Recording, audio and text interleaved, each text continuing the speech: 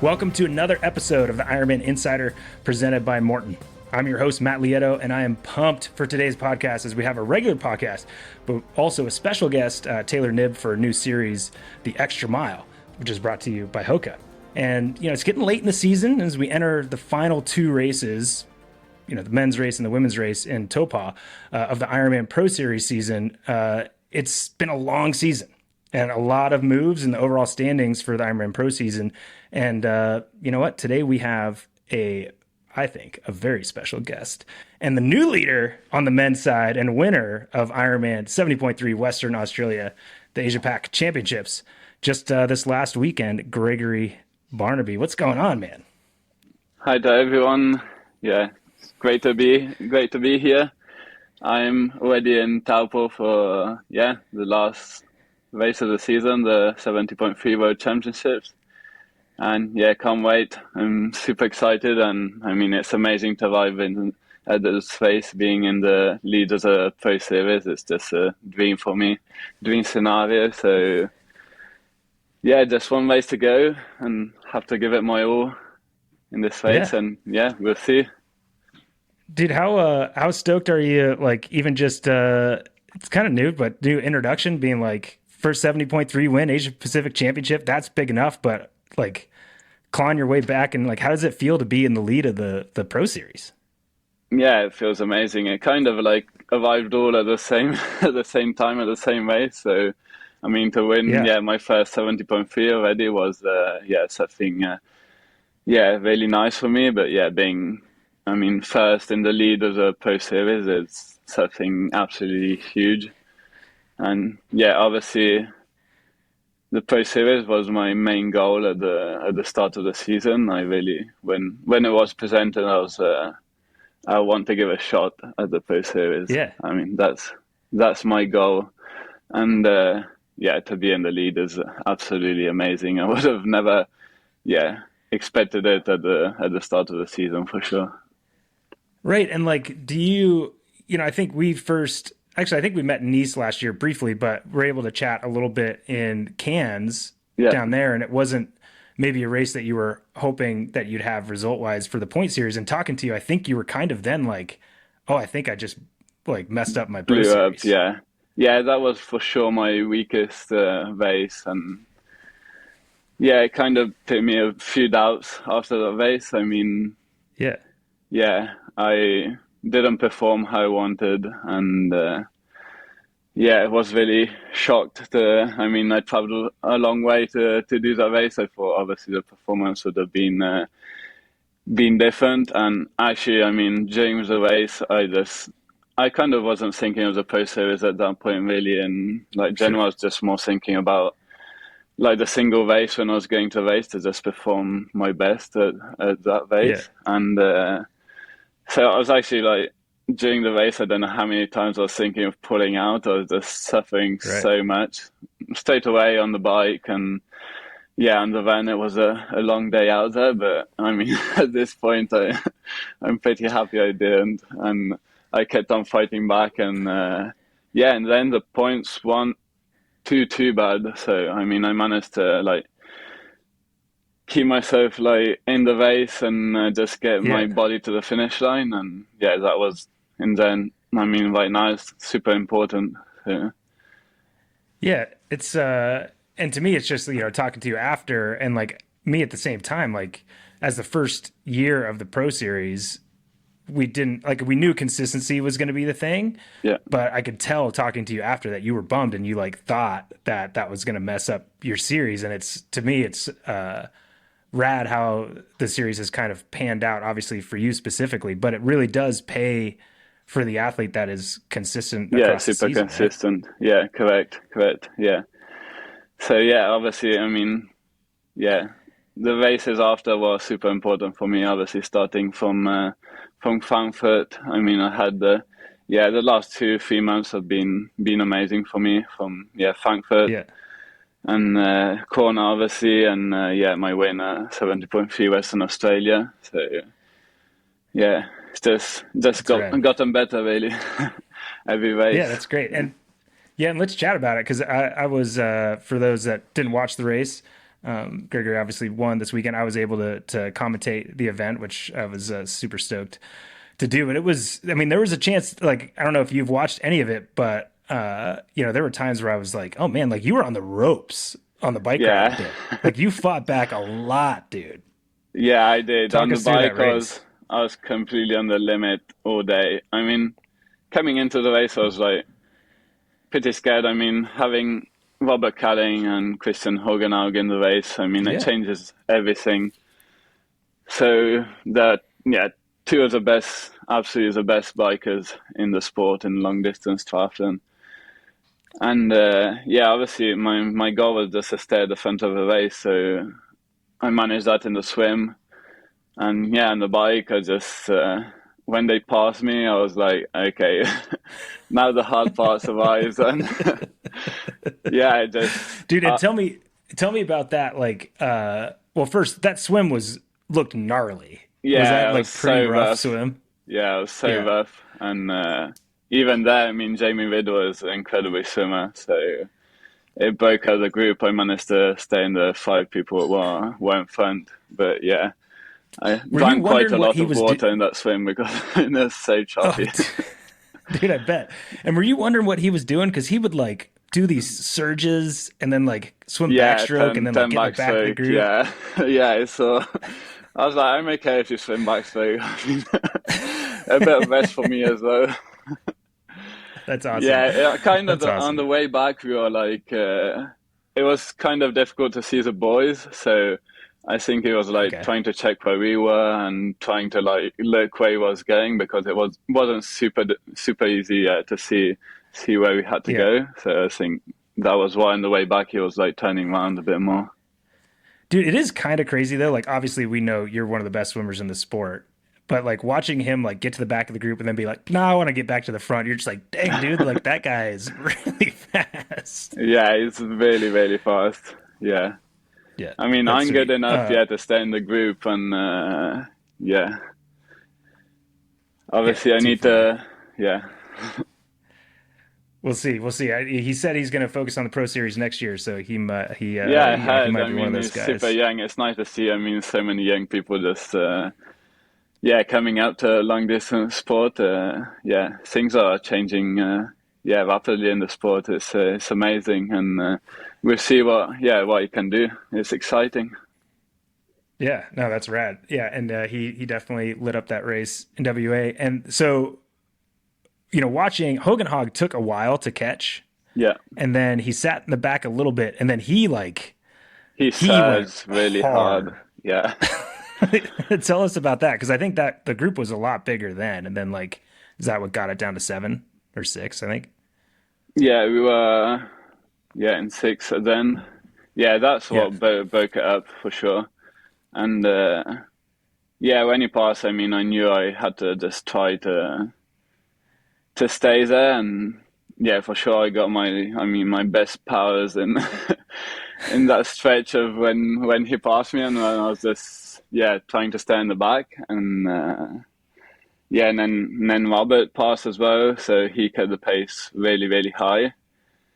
yeah, And yeah, I kind of like, yeah, I was a bit on an elastic band. I mean, I dropped off a couple of times, yeah. and I just had to keep my head down and just keep on pushing. I mean, I was feeling well. I mean, I wasn't like exploding or something. I mean, it was I was just trying No, to there's keep my best power possible. So I mean, yeah, and obviously not just goes a little bit over that I would have just completely blew up. So I mean, I had to just keep my pace, and yeah, a couple of times I dropped off. But fortunately, in front.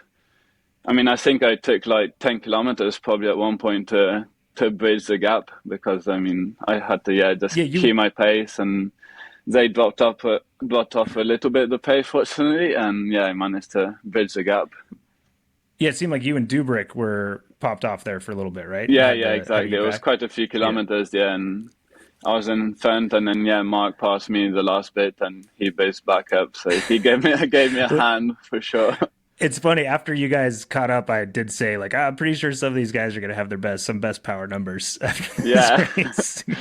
Yeah, exactly. But yeah, at the end of that bike, I was like I don't know how my legs would be on the van, because I mean I was starting a few little cramps on the legs, and I was starting to feel like really fatigued.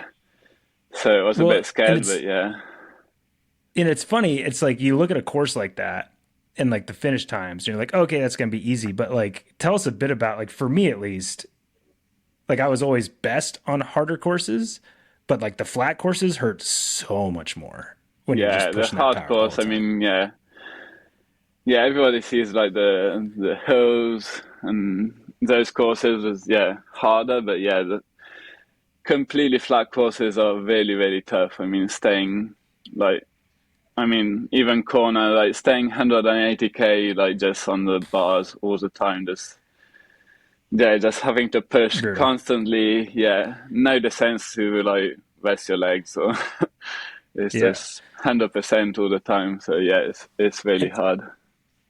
and then in Australia and WA, the Riddle went out hard, obviously, on the run. Tell us a bit about, like, you know, not whether or not you had a, people are always like, oh, like he let him go, or like whether there was a choice involved with you not being with him, or if you had hope at that point, or at that point where you're like, okay, I just need to minimize points lost, or did you think he was coming back, or did you think he could still win the race?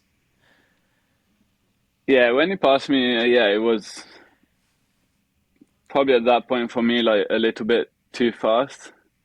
Yeah. But I was also thinking in my mind, like, he's a short course guy, and hopefully, the last 5 or 10 kilometers, he will like drop the pace a little bit, and I knew I like could keep it up for the entire race. So I was Yeah. like, okay, at this point, I don't really want to go with him and then like blow up as Right. well. So I just keep him in sight. And as soon as I like see I'm like catching 1 meter, 2 meter, I mean that gives you a real boost in the middle of the Yeah. And race. So it seemed like when you caught, like, we didn't have cameras for a second because it's a tight course, yeah, but you caught like 40 seconds, like really quick. yeah, it was like just in a few kilometers, I caught, and the Yeah. last U-turn coming back, I got a surge in and managed to drop him, and I mean that was Awesome. amazing after being in the lead, and knowing I could get the maximum points for the Pro Series. Yeah, so that was just my mind was already on the finish line at that point. I was just Yeah. getting the That's awesome. fastest as And possible. Yeah, yeah, and it did look like you, like, honestly, looking at you, I didn't look at the splits. Actually, I did afterwards, because my co-commentator was like, no way he negative split. But it looked from the way you were running that you negative split, or like your effort at least, like you had yeah, way better efficiency yeah. and I weight. don't Yeah. know actually. I don't have a watch or anything, so I don't know No what. watch. No watch. Yeah. No way.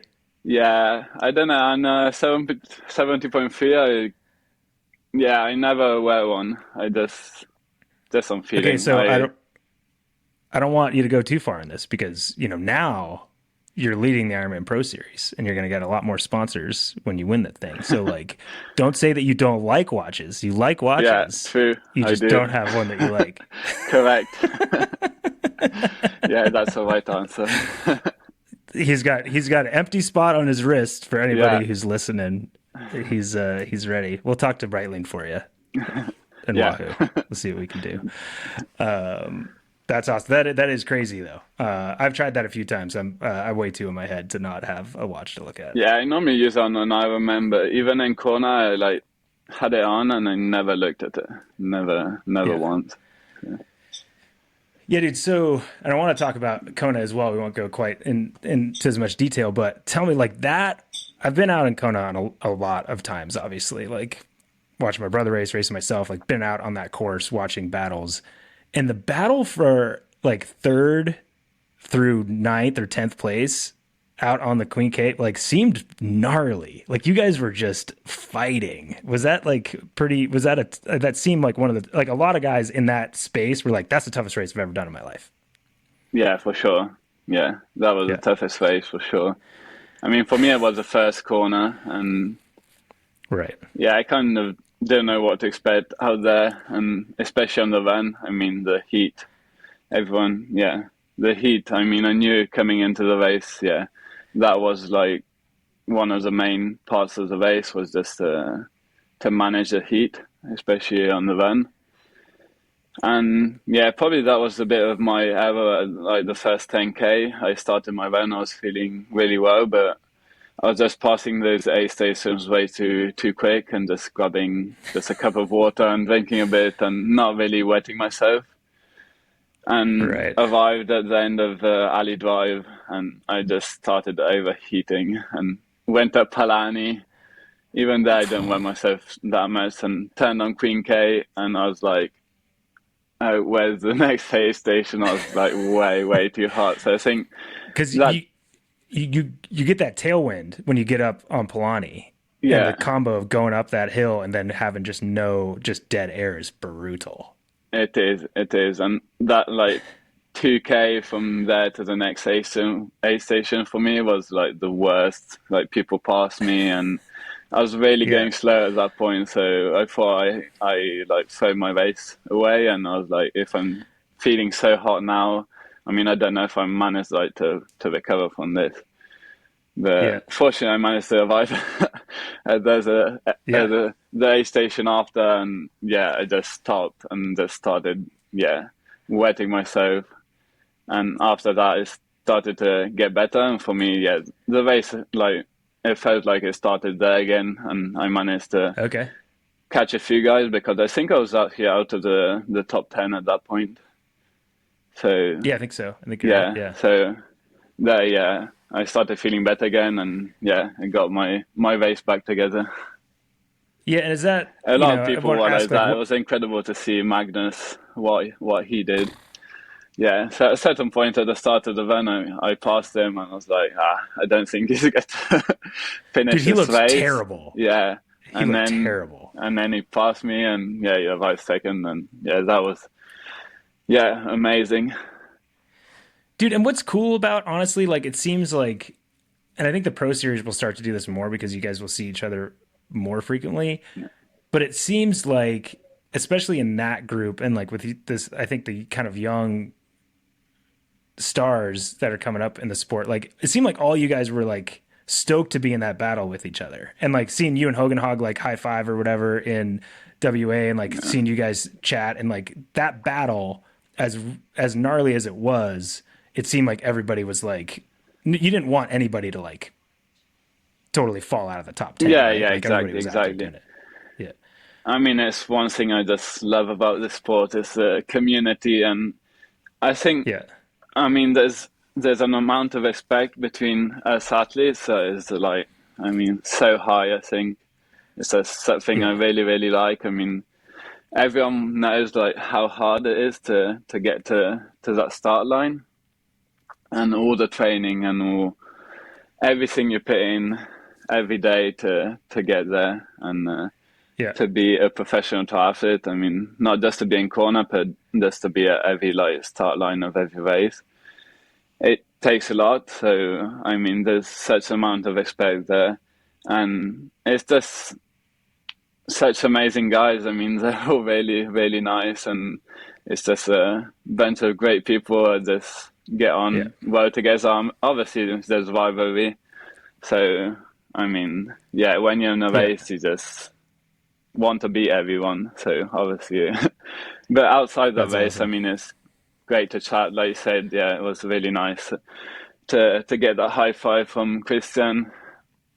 We've been And battling, I will yeah, say, all year long with the Pro Series. We've been, I think, 3 or 4 races we've been together, 3 races yeah. into the Pro Series, and yeah, but after the race, we were just getting a beer together, and yeah, Oh, also dude, he's great. 2 days ago, yeah, we had breakfast together, and yeah, it's just so Right. nice to share also the journey and share everything with with rivals actually, but yeah, friends out of Yeah. the Dude, and like that's what you'll remember, right? Like I look back at yeah racing and it's, you think of wins and losses, but it's more of those like relationships that you build. And I'm sorry if I defamed you a little bit on coverage because I said that because because I haven't seen you dance, but Hogenhog, that dude can dance, and I said that Really? he's probably a better dancer than you. Yeah, I he's think he pretty probably good. will because I don't know how to dance for sure.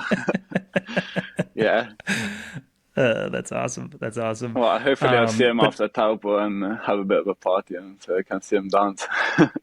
yeah, and both of you guys will have something to party for sure. Yeah, tell us about going in, and I did a little bit of math going in. Obviously, you're thinking about the World Championship, and you should for Yeah. a result that you're capable of there. But yeah, how do you balance that with thinking about the Pro Series and like who's on the top of mind? Like it looks like Hogan Hogg would have to maybe score like 2,700 points, and Yeah, I you think not. so. Yeah. Yeah. And then it looks like Marquardt was there and he would have to maybe beat you and then finish within 7 minutes of the leader or something like that. Is that Correct. about right? Yeah. Yeah. Yeah. Is there anybody else I'm missing? No, I think it's between, us three. So, yeah. I mean, obviously, yeah. Coming back to the question, I mean, yeah, before Kona, I was like just thinking at each individual race, like I said before, and just focusing on like having my best race possible.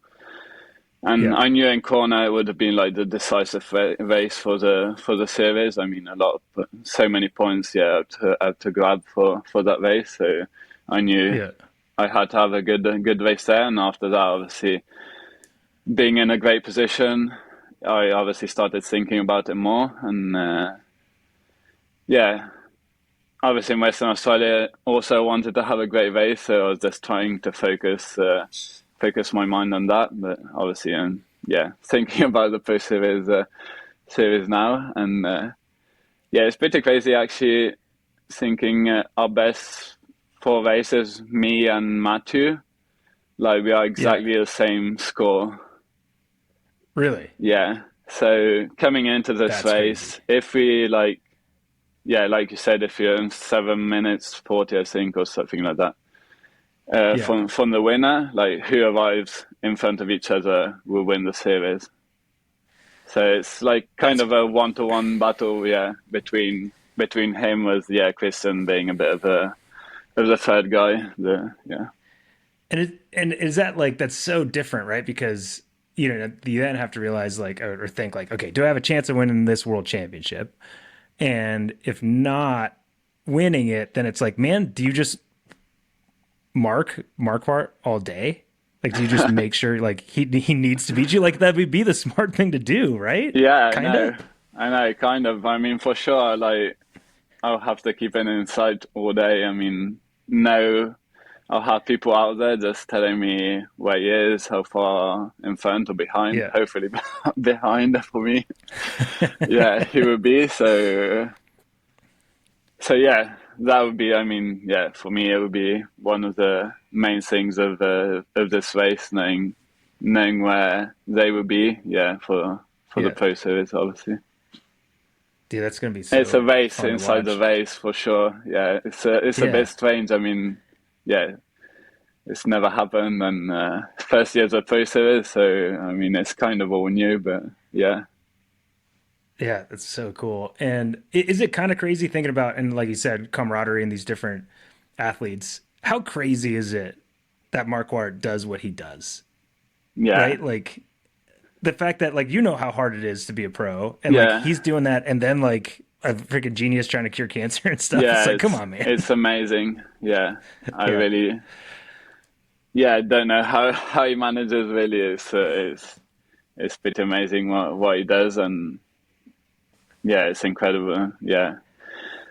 And that's too already, funny. I mean, I say already like age group people who like manage triathlon just as an hobby and work. I mean, Yeah, that is already amazing for me. But yeah, what Matthew is doing is just on another level, and yeah, so much respect for him. It's amazing. yeah, and different stuff to race for. And it sounds like, and dude, I'm like, it's funny. I was having coffee with a buddy of mine who was like, and I said, I'm doing a podcast with him. He's like, oh, you love Barnaby. And I was like, what do you mean? Like, he's like, you can tell when you talk about it, you love him. I'm like, yeah, he's great. Like, and I'm Yeah, stoked. thank you. My And my on, family is always like. It's so amazing on the commentary, and they're like, "Oh yeah, all thanking. You need to thank the commentators. That's amazing with you. And I'll try to be less biased. I think it's maybe I have Italian heritage, yeah, Lieto's Italian name. So I think there's not been many Italian like distance athletes, right? yeah, So it's yeah, maybe there's part of that, but more for that like pro series. It's, to me, it's great seeing someone like you be at the top, because I think people, like just what you said, how hard it is to be in this sport. And not like if Patrick Lange won, I'd be disappointed, yeah, but he's made a career. And the reality is, like, Ironman puts something up there on the board and you're like, I'm going to try to go take that. Right. And like, that's what racing is. And dude, $200,000 is a crap ton of money. And like, that will change your career, because I think people underestimate like how much, cost is to get to these races and stuff. And if you're like this early in your career and getting married soon to yeah, Giorgio Pironi, yeah. we need to talk about that too. But like, to have that seed money, that's just extra. Like that wasn't available before. Is like, tell us, is that like kind of career changing, or feel like it can really jump you up in what you're capable of? Yes, absolutely. I mean, it will for sure be career changing. And yes, I don't really know. I mean, how to say it's. I've been starting to think like after Kona what this could mean for myself and my Yeah. career, and like also thinking where I came from. I mean, I've been in triathlon. I started triathlon from when I was 9 and been doing it professionally the last 12 years. So it's been a long Yeah. time. And like I said in my speech in Western Australia, like I've been the average guy, average triathlete, like my whole life. So, Yeah. and it's never too late to like get a really like career changing moment. So I mean, I kept on believing in myself and kept on believing I could get better. And for sure, as soon as I saw the series presenter, I was like, okay, maybe like I'm not going to win a world championship, or like I'm not probably that star like Patrick, like Jan Frodeno, or like Christian Blumenfeld. But for sure, like I got consistency on my side, and I know like Yeah. when I go into the race, I know I can perform. So it made sense for me like to aim to the Pro Series, and I knew like I was like, okay, this can be really my goal, and I need to give a shot at this. Yeah. So yeah, I mean, it would change everything for sure. I mean, for sure, I'm not in triathlon for the money. I Right. never really never given like too much importance to money. For me, other things are important, and I just enjoy my life. I just love my life, love training, love doing triathlon, and that's the most important thing for me. Yeah. But yeah, obviously, I mean, it would change everything. I like can invest more money in my training and in doing testing and loads of things. For sure, it was hope, because I mean, I invested so much in these 12 years where I was professional, and I mean, if somebody probably looks at my bank account, would be like, "Guy, you're crazy," or "Why are you still doing it?" Like, yeah, I mean, you train so hard, and just committing so hard, and that is your return. But I mean, like I said, I don't do it for the money, so. Dude, that's so awesome. And I think that But like, yeah, and I think the that's, reward, this reward would like be amazing for myself and for everything I invested. I mean, in the sport, in myself, and so it would just be like just a bit of giving back to me. Yeah, what I've been working yeah, for. Yeah, totally. And I think like, people underestimate, and that's why I said like someone like you, and you specifically, like, it's great to see you in that space, because like I say, you're kind of like and Hogan Hog to a certain extent too, like workman's yeah, absolutely. athlete who's like grinding. And like, people, you talked about your disappointment in Cairns, and anybody who else like I called myself a professional triathlete because there was so much time where you make that investment to go down there and you're like, crap, dude, like I spent a lot of money to get down here and now I'm like not like it's gambling to a certain Yeah, extent. exactly. Yeah, triathlon is such an expensive sport. I mean,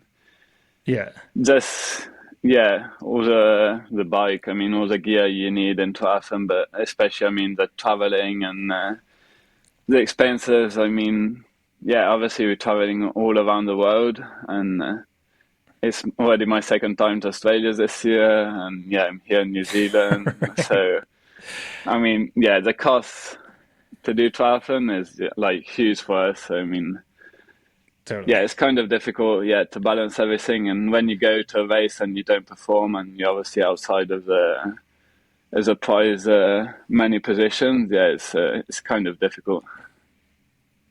Totally. And I mean, I think it's a couple of things too. You know, you're going to have that. It's not only that 200K, which is so much money. I Yeah, like honestly forgot it was that. Like that's so much money. And the difference, like no wonder if I was you and I was your coach, be like, you're marking Marquardt because it's like 70 grand different, man. Like yeah, you needed to like, if you sprint past him at the end, it's like, that's fine.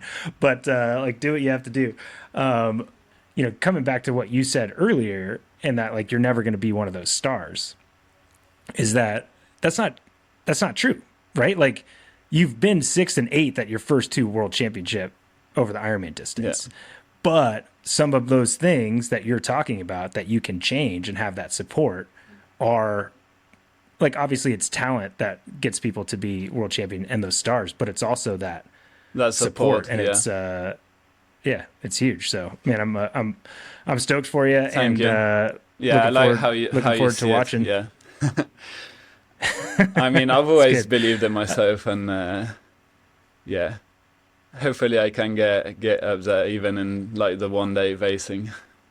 I mean, Yeah, dude, and go yeah, ahead. I said I'm for sure already. Yeah, like you said, I mean, I was six in Kona, so I can't say yeah I'm super happy already with my results. But obviously, being on a podium or having a win there is like totally another thing. And hopefully, Yeah, I'll get there. yeah. I think you have the ability to for sure. And let's talk about. We talked about her, you know, just briefly, but how big of a deal and how important is it for you to share this experience and be supported and support Georgia in this kind of journey that you guys get to share together? Seems pretty cool. Yeah, it is absolutely. I mean, it would be like totally different. It wouldn't be the same thing for me, and I don't think I would be like here talking to you and at this point of the Yeah, Pro Series right now if it wasn't for her as well. I mean, yeah, we're just sharing all this journey together and traveling around to races and sharing training as well. And yeah, yeah. that is amazing. I mean, I think that is the best part, and we enjoy it so much. That's pretty cool. Yeah, That's so I pretty mean, it cool. would be kind of difficult, yeah, if it wasn't that way, if we didn't like live the same lives.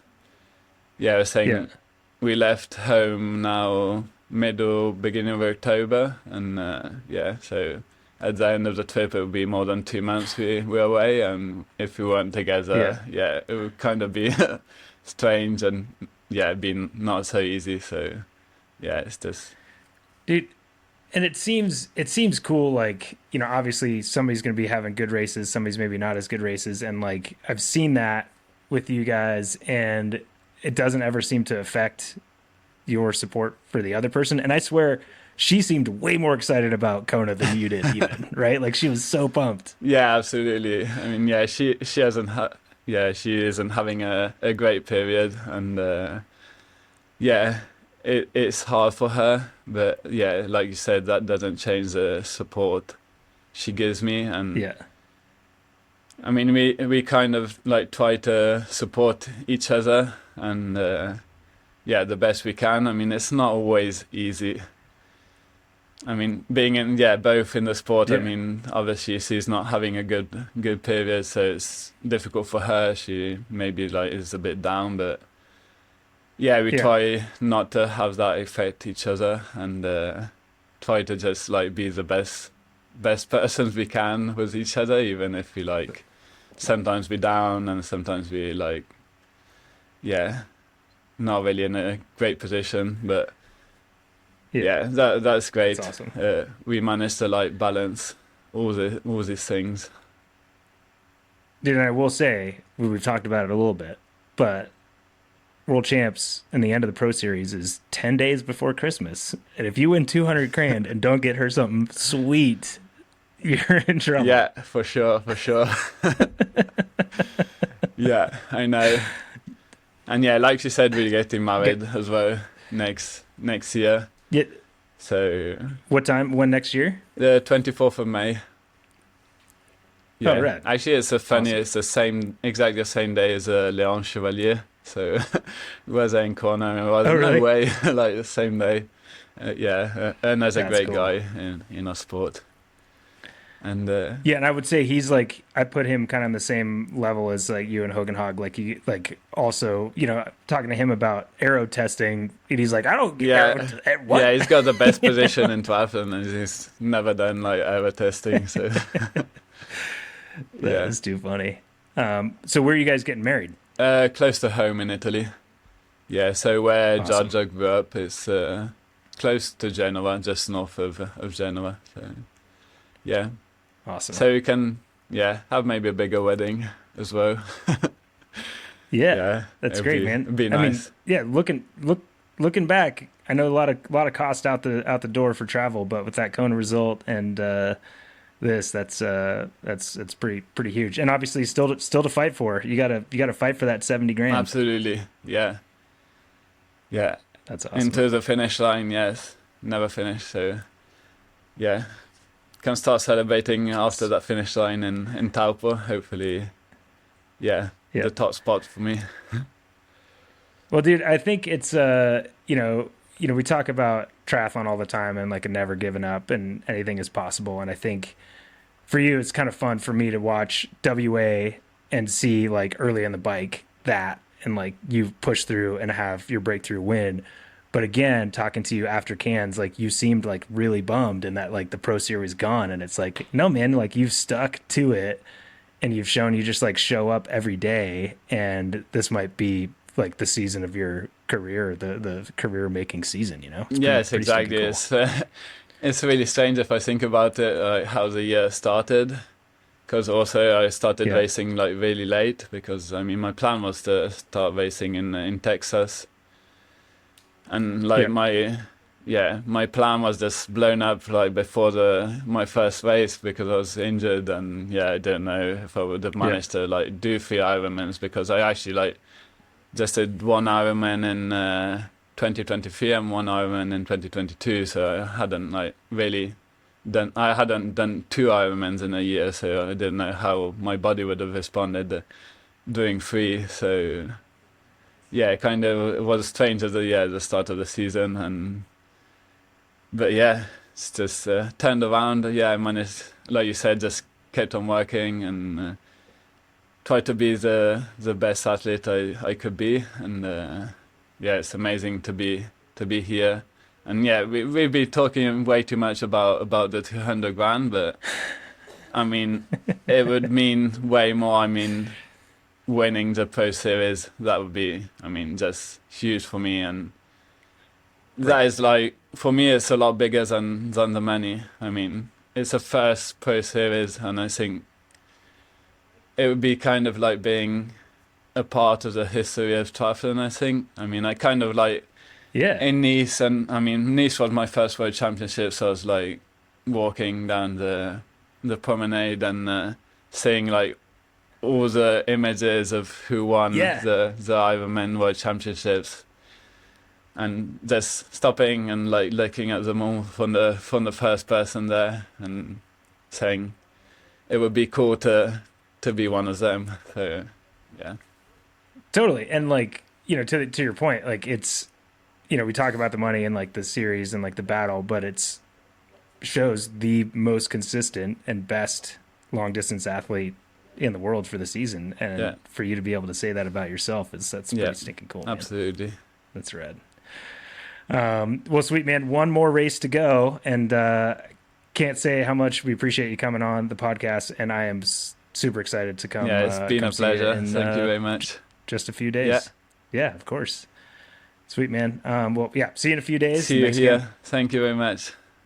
Now, that was awesome talking to Gregory. It's sweet to be able to talk to an athlete that is going through like the best season of their career and like seeing those results come maybe when they didn't expect it, and, you know, kind of hearing how that journey was. And obviously he's just such a great dude who has all his priorities in the right spot. So amazing to see that, and appreciate Gregory coming on. That was great. As I said, we got another new segment to add to our IRONMAN Insider podcast presented by Morton, and it's the Extra Mile, which is brought to you by HOKA. And we're going to explore the remarkable stories of athletes who redefine what's possible. We'll meet athletes who embody the essence of pushing boundaries and embracing challenges. And whether you're chasing personal goals or seeking inspiration or just love a great story, you're in the right place with the Extra Mile. Get ready to be inspired and motivated as we go the extra mile in each week's segment. This time, we've got none other than Taylor Knibb. What's going on, Taylor? Well, I'm about to head out to New Zealand and see you. How about you? What's going on? I actually, on my calendar, I have for my flight, it says head to New Zealand to see Taylor. So we're coordinated. I like it. Good. I love it. Are you excited? Obviously defending your world championship, but are you excited for the journey? Like, have you spent much time in New Zealand? Are you looking forward to it? I've never been there, and that's kind of why I wanted to race. Not the Right. only reason why I wanted to race, but getting to go, I think, is a big part of the experience. Yeah. And after my previous race, my coach wanted me to be done for the season, but he's like, unless you have a feeling that you want to keep racing. And I'm like, well, I have the feeling, unfortunately. So the season's continued, and hopefully there are 11 days left. That's awesome. Are you spending any time like after to explore New Zealand at all, or heading straight back? 3 days. So we leave on the 18th, and I'm going with my mom and my dad. So we'll see how that goes. My mom wants to do like a 6 to 8 hour hike on, I think, Monday or Tuesday after. And I'm game. She's game. We're both racing. My dad, on the other hand, was like, I don't know how you two will feel about this. So it was He's trying to talk you out of it. Well, I mean, he has big supporting duties on Saturday. So, I mean, that's more tiring than racing. So we have to help him out. I will say, I think it's a reasonable argument. I've spent time on the support side of things versus racing, and it's pretty tiring. Yeah, and you've never supported me. So, I mean, I'm just exhausted. Dude, I don't doubt it. That's awesome. I've seen you scold people that are out there giving you splits and stuff before, so you know. Well, no, it's not when they give me splits. It's when they tell me that I need to speed up. Oh yeah. I'm like, I'm going as hard as I can. Like, there needs to be some sort of like mutual understanding that I'm doing my best. So yeah. I'll do my job, you do your job. Yes, and splits, raw data, nothing else. That's amazing. Don't need your input. Well, I'm kind of bummed. I mean, I'm excited to cover the men's race as well after your race, but I'm going to try to do like a 5 or 6 hour hike the day after the men's race. So we'll be off by day. I'm even bringing my like little nerdy trekking poles and stuff. It's going to be sweet. Awesome. Well, we're doing it Monday or Tuesday, so we could coordinate. Ooh, there you go. Fun. It's a race. Sorry. Dude, I'm not getting in any sort of race against Has you. HOKA given you some good shoes for the hike? Oh yeah. I've got to narrow it down. I've got on the spot here. I don't remember the name of the model, but like the mid top, like Gore-Tex, like kind of hiking one. I think sweet. Oh, awesome. I just got a pair of those for my dad. So. Oh, sweet. So you're saying they're like dad shoes? No. So he can do the hike with you and us. Gotcha. We're Deal. all coordinating a hike now. So everyone has the great. shoes, no excuses.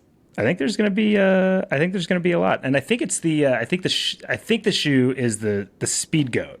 I think that's the one I have. The like high top one. Does that make sense? Yes. So question, because it is a late race. We're in December. I just went for a bike ride and it was stinking cold. And is it Is it harder? Is it challenging? Like, I know the coach was like, hey, if you want to be done, you can be done. You're like, no, I'm ready to go. Was there any part of you that like regrets that? Is it harder to like stay on point when it's stinking cold outside? I was in Boulder 3 days ago and there was snow on the ground. Well, no, I think the bigger challenge is having to take a break after, and then Oh, like having less time to prepare for the next season. Because like that's where the bigger concern wasn't necessarily if I'm like motivated enough to train, or like if I can do the training. Like that's fine, that's gonna happen.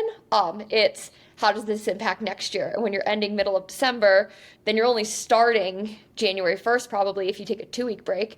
But if you right. take a 3-week break, you're starting mid-January to build up for the year. And that's just depending on what you're racing. I mean, Oceanside's the first week. Like I asked him, I'm like, what about Ironman New Zealand? And he's like, that is way too early. So like you just like Yeah. by racing late, you can't do things earlier. And now this calendar pretty much goes 12 months of the year. So Yeah, and I think people underestimate that part of, and that's one thing I enjoyed doing the most for myself, and I would help other athletes, is like it's a big picture, right? And to like try to find everything that like fits in the right spot, so you're building at the right times, and maybe you're building to finish the first race, but your real goal is a couple, weeks or months later or whatever. But like setting up, like you don't just get to do everything you want. It doesn't really work that way, right? No, and after this race, my goal will be to get as unfit as possible. Because you have to shed the fitness. And that's not the fun process. So, like, I'm enjoying being fit right now because, like, some people are coming off of their off seasons and coming back to the swim. And, like, I'm fit, I think, I hope. I'd like to think. You're just making me feel good. But then it's like, I'm going to be 4 weeks behind or 5. So, like... But it's a necessary process for next October, November, depending on what races are. So, like, you just have to accept it and realize that, like, for big picture. Yeah, and I was going to ask you, like, I think and you kind of answered the question, but like the old school, like I used to say, you got to get fat before you get fit, which is like obviously gross generalization. You're not actually like trying to get fat, but you're trying to get out of shape to a certain extent. Like, do you think it's that important to actually feel like you've detrained a little bit before you can start putting those blocks back together? I don't know. That would be a good question for my coach. He probably has a very good input about that. But I do know that like from past years, I once had a plan with my coach because in college, I would always get sick. And I'm like, well, how about we just like take a week break in December, and then I'm going to take a week or 2 in January, February, because I always got sick. And like not like kind of sick, like I couldn't move sick. So that's like the lovely petri dish of college. And so that happened. But like when you get sick, that's not really a break. And so like it kind of bled into the next year. And then the next year I got injured by April. So it didn't work out. But so it's learning from mistakes. Yeah, there you go. And so you're like, for you're like quote unquote off season. And obviously when you start your season, it's like lower effort. You're not getting straight back into the stuff you were doing at the end of the season. But your off season looks like 2 or 3 weeks. Well, actually, I don't know. I'm just saying that, but I might have more. I mean, I've asked a lot out of my body this year, and I've done a lot of training this year, and I've done a lot of racing this year and travel. If like coming back from New Zealand, if like as long as I make it to New Zealand and back, I'll hit over 100,000 airline miles. Whoa. So like that on top of the racing and the training and just like making sure your body's still healthy and fit and optimally performing is kind of a lot.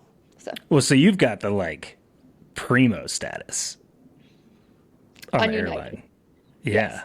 There you go. I'm looking at mine right now and I'm like, oh man, do I need to fly around a little bit the last week of December so I can get the primo status? Like, but you're just like primo. Are you getting like picked up in a car on the tarmac and like driven to the next plane? Is that your status? No. I'm just Premier 1K. That's it. It's like, so, but I'll be interested to hear if you decide to fly around on December 30th or 31st. Like, is it worth it? I don't know. I might have to do a GoFundMe so that I can get around. I mean, the plus points are, we're going on a little tangent here, but it's really important to, like I'm tall. I'm like 6'2". I'm gangly. Like to get the lay down when possible it's pretty advantageous. Yeah, I have a lot of plus points. I just don't know how to use them. So I need a tutorial on them because someone told me yesterday that they're very valuable and very important, and I'm kind of accumulating them. So here's the thing. I'll tell you 2 things about plus points. sure that everyone wants to hear this. Yeah. I can help you. And you can also gift plus points. Wink, wink. Oh, yeah. I know last year when Flora was injured, she gifted some other athletes some plus points. So. Yeah, so we'll do a little trade. You give me some plus points, and I'll tell you how to use them. That's going to be great. Okay, fair. So I get ripped off, but I'll learn that the hard way. yeah, it's fine. It's great. We learn all sorts of different lessons. So obviously looking forward to the race in New Zealand. I'm looking forward to watching your race. Is there, you obviously have experience over the 70.3 distance at World Championship. Is there something about this year and racing down in New Zealand that stands out to you as being different than like previous experiences that maybe you're excited about, besides hiking with me and your parents? Well, if that happens, my dad might bail on us. But no, I think I'm really excited to just like experience it all. And it's different because it is the last race of the season. And so in the past, 70.3 Worlds hasn't been. I've always had races after. And so like to really like kind of end the season with it. But also like looking at the course map, it looks really nice and like not a lot of turns. And I know there's ship sail on the road. But it just like, it looks like a fun course. Like the last race I did, I looked at the course map and I was like, oh, how am I going to make it around that? So, Dude, it makes a difference. Well, yeah, like I want like the joy part and the joy factor. So that's also why.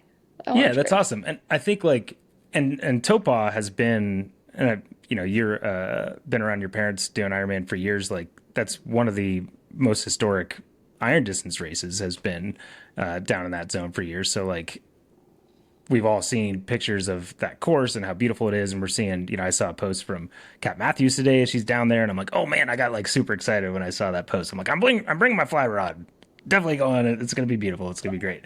So it definitely brings like, I think the experience of a course, you forget about it being important until you go to a place like that. And you're like, oh, this is actually really cool. Well, yeah, and I wouldn't just go to New Zealand on my own. I mean, I haven't in my 26 years of life. So it's kind of like a good excuse to be able to see a really cool part of the world that I wouldn't do otherwise. And so that's when it's really cool. Awesome. And just quickly back to your off season. What are you looking forward to anything in your off season? I know it seems like pretty quick, but what are you most looking forward to? You gonna like do any Nordic skiing? I know you got a new mountain bike not that long ago. You gonna try to ride your mountain bike a little bit? Well, I think it depends on the Boulder weather. I was actually going to say I'm looking forward to the end of my off season, which is probably. This tells you a little bit about Taylor. No, but actually on Saturday, I think I had a bike ride, and I wake up and I read in the morning, and oh, cool. But I read my nonfiction book, so I take notes on that. I read my fiction book at night. And so, but I was enjoying my book a little bit too much. And I was like, ooh, I'm looking forward to like sleep-in and reading days. And then just like getting to do what I want to do. But I need to be tame, so that's the issue. So like, I can't do what I really want to do. So it's like, it's purposeful and like I need to take care of myself and do what I need to do in that moment. So yes, we'll see about mountain biking. But yes, and Nordic skiing. So that'll be fun. I could see being tamed as being a challenge for you. I could see that. Which is why I'm excited for the end of off season. That's great. I love it. So this is your first 70.3 World Championship racing in HOKA. So you want to tell us a little bit about kind of how you found HOKA? And I know you're hard to tame, but you're also like, I want to offend you a little bit, but it seems to be you're like a little bit picky. And like, to me, I'm interested to see like someone that's pretty picky and like knows their stuff and like focused on what they need, how you ended up thinking HOKA was a good call for you. Is picky a compliment or not? Yeah. In this case, because you asked that question, I'm going to go with yes. Okay. Maybe we could just like, reframe as like high standards. That might sound more obnoxious, but no, it doesn't. No, that's great. It's like my philosophy is like kind of like, well, so this is a tangent from HOKA, but like, I have my favorite restaurants. And like, I not only have my favorite restaurants, but like I have my favorite meals at the restaurant. Mm-hmm. So it's like, I go to a restaurant for a singular dish. And so I probably have 3 favorite dishes in Boulder at 3 different restaurants. And so Right. that's what I go to. Like, that's what I like to see. So like, I like what I like, and then like, I don't really like to deviate from that. So I had a pair of shoes that I really, really That's great. liked, but people were convincing me to like try new ones. And so I tried the Rocket X2s, and unfortunately or fortunately, my I was running better, like in terms of like from like video from behind, my ankles were not collapsing as much, Yep. and video from the front, video from the side, everything was looking better. And then also like physiological data in terms of same pace, heart rate was better.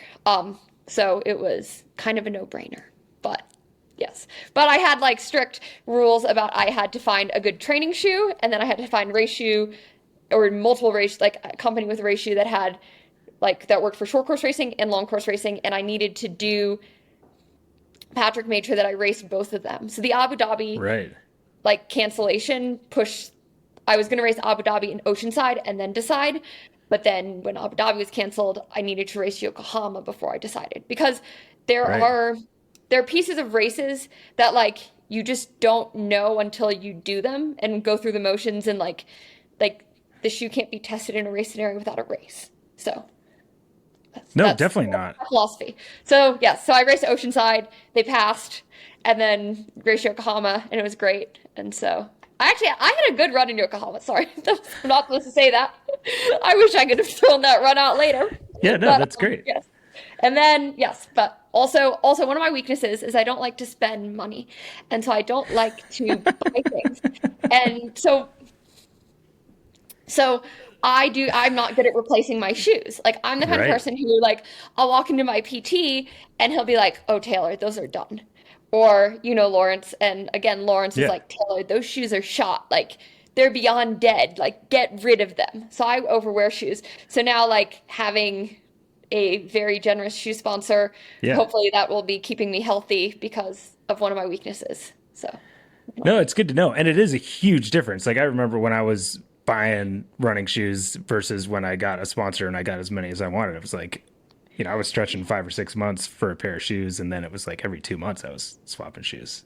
Huge well, and I difference. learned a good new test, which is, so I can test them on my own, Yeah. is that you need to like try a new pair every once in a while, because like, so if you're questionable about like if the old shoes are too old, get a new pair of those shoes. And if you notice a difference, it's time to retire them. If you don't notice a huge difference, then they're probably still in good condition.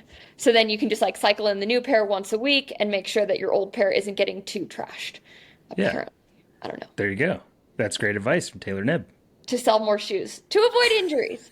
I mean, No, it's super important, because people don't realize that, especially if you're like pronating through a shoe a little bit, you're going to pack it out more in, where you're towing off. And it's important to make sure you keep on top of that. And people will always think that a running injury comes from overuse or biomechanics. But in the end, if you're running through a shoe that is designed to support you in a certain way, then that is going to end up causing a problem.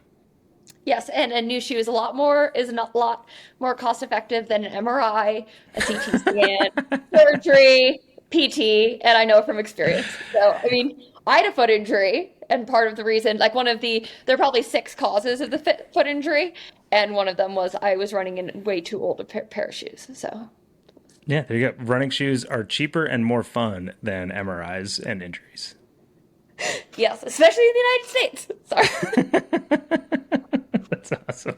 There's a total other podcast where we talk about healthcare in the U.S. But just one last question on that, and because I think it's interesting and obviously smart as someone that is particular about the products that they use, that specifically making sure it's a company that has shoes that are better or good over different distances. So like for you, what is that? Is that just a lighter shoe for shorter distances and a more substantial shoe for longer distances? And specifically, what is the shoe that you're racing in with HOKA? Well, so actually one shoe works for all both? the races. So Oh, cool. like I'll race in the Rocket X2s in 7.3 Worlds, and that's what I wore in the mixed relay in Paris. So it works Wow. from 2K to 21K, and I think perfect well. But for short course, it was more like did it work? Was it grippy enough? Because Paris was potentially going to be wet with the cobbles and then it would be slippery. And then just like certain conditions like boot, like is it maneuverable for short course? Because we have a lot of turns and like the stack height has a difference. And also how fast can I get into the shoe?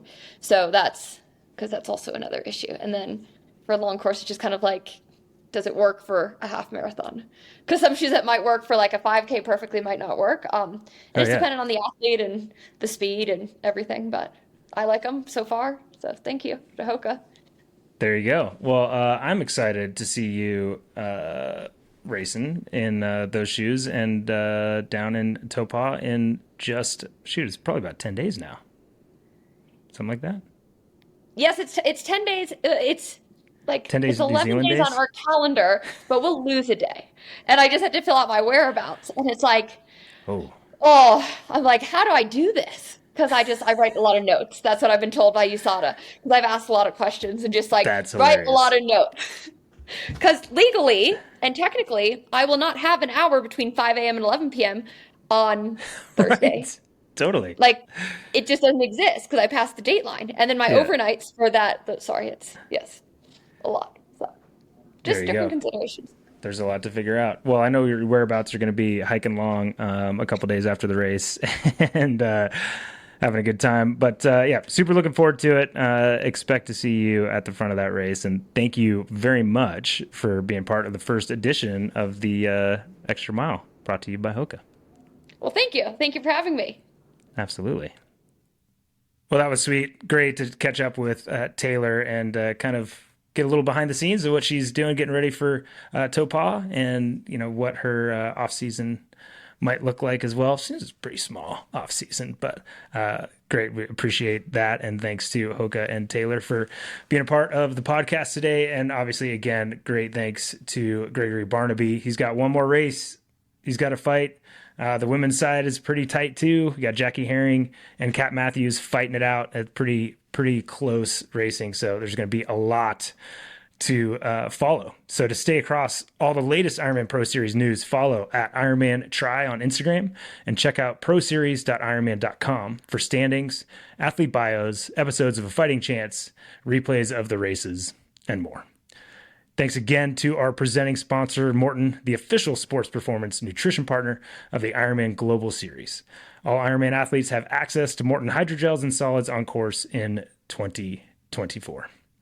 And if you enjoyed today's conversation, please like, share, and subscribe wherever you listen to this podcast. If you're sitting on the trainer, you can also watch the podcast as a video on our Ironman Triathlon YouTube channel. Thank you again for joining us on the IRONMAN Insider podcast presented by Morton. And be sure to keep an eye on this space for more great conversations with the season ahead. I'm Matt Lieto, and thank you so much for tuning in.